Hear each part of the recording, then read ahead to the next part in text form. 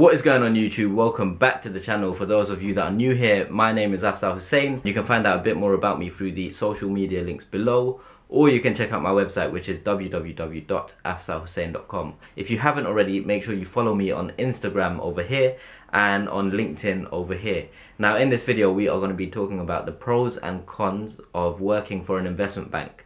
So, you know, what are the benefits, what are the good reasons to go and start your career at an investment bank, and what are some of the downsides, some of the things that people don't really tell you when you're going to these career fairs or when you're in university. So let's get straight into it.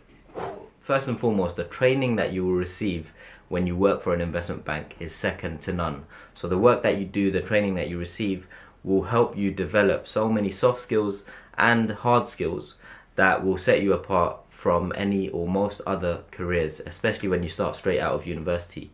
So for example, when we say soft skills, we are talking about your interpersonal skills, communication skills, teamwork skills, being able to stand up and publicly present or publicly speak, and all of those type of skills that are not tangible. And when we say hard skills, Excel, PowerPoint, Microsoft Word, all of these different programs, you become very, very strong at using them, and going forward in your life they're going to be very useful regardless of what career you end up working in. So working for an investment bank, the first pro or the first benefit is the fact that you are trained and you develop an array of soft and hard skills which will benefit you going forward.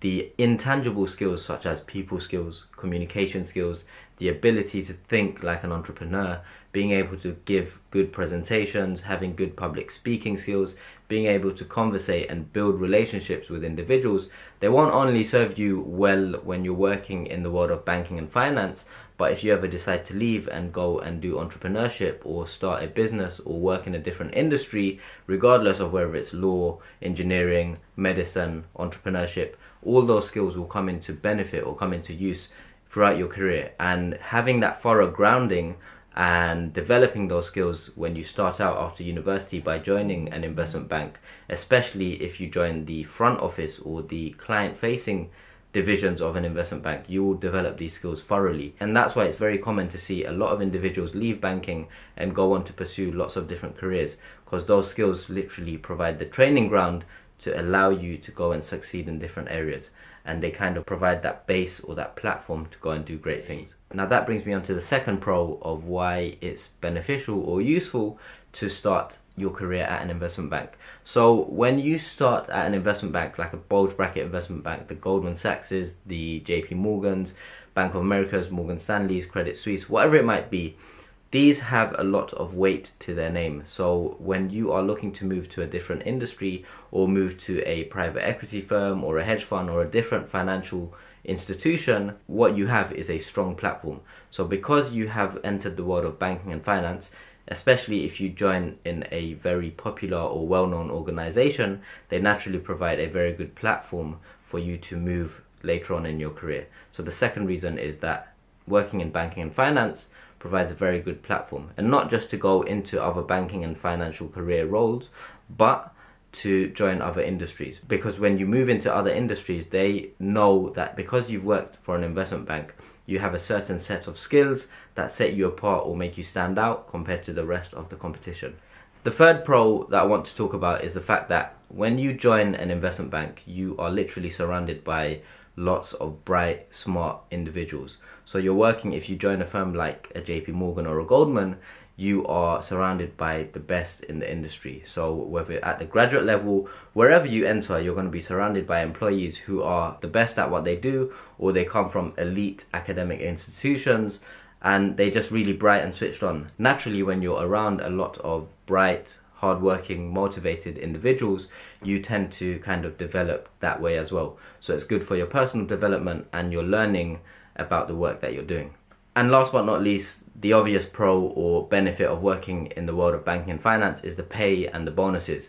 So I'm pretty sure, as well as computer science or programming or software developing, you are looking at the highest starting salaries after you graduate. So if you graduate and join banking and finance, or regardless of what stage in your career you're in, when you enter the world of banking and finance, you can expect substantial salaries or payments or bonuses, as opposed to other industries and careers. And so banking and finance has that benefit of, you know, extra income, extra bonuses compared to other industries.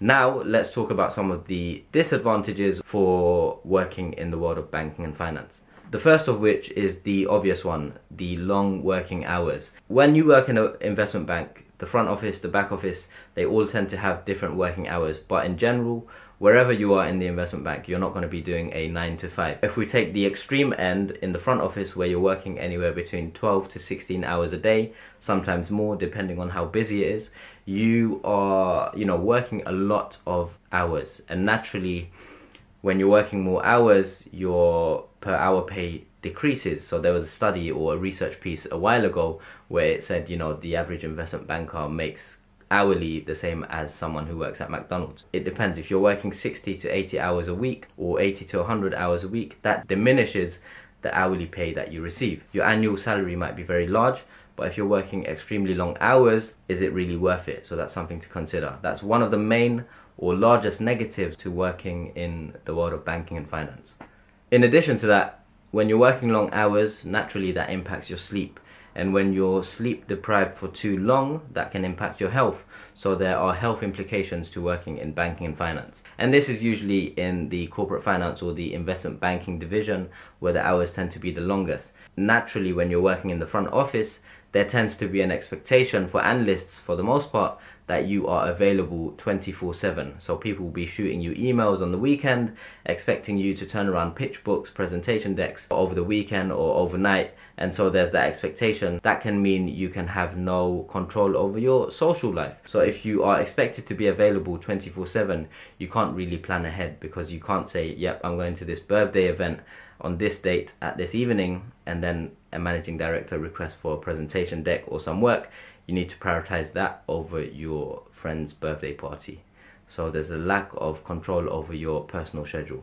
So work-life balance is very important, for me anyway. So some people, they're willing to sacrifice their work-life balance for 2 or 3 years and just work, and then focus on work-life balance throughout. And so if you're going into a highly demanding field like investment banking or the investment banking division, where you're working extremely long hours, you won't have much of a work-life balance. It's going to be heavily skewed towards work, and then the limited time that you do have to, you know, socialize or, you know, go and meet friends or family, you're really going to just want to sleep or recover before you start the next working week. And so that brings into question, yes, you earn a lot of money, but do you have time to spend that money? So that's often a dilemma that junior analysts or people, when they start out, they face. Another con of working in the world of banking and finance is, yes, it's fast-paced, but more importantly, it can be a stressful career when you start out. Joining it, you're expected to work to a high standard, you're expected to work under pressure, and you're expected to